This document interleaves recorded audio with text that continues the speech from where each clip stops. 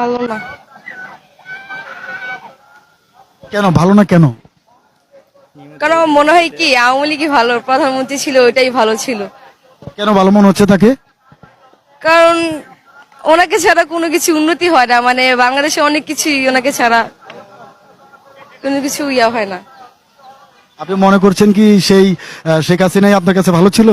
হ্যাঁ, উনি ভালো ছিল আমার জানা মতে। মানে আপনার কেন মনে হলো উনিই ভালো ছিল যে এখন ভালো না কেন? উনি দেশে অনেক উন্নয়ন করেছে এবং অনেক ভালো উন্নতি করছে, যেমন মেট্রো রেল, এগুলো তো মানুষ জনগণের জন্যই করছে। বিভিন্ন রাস্তাঘাট, বিভিন্ন আশেপাশে যা ছিল, এখন বাংলাদেশে অনেক কিছুই কিন্তু ওনার জন্যই হয়েছে। সামনে যা হবে কি না এরকম কিছু তা তো বলতে পারি না। এখন উনি যদি না থাকে এরকম কোনো কিছু হয় না। আপনি কি মনে করছেন না যে অন্তর্বর্তী যে সরকার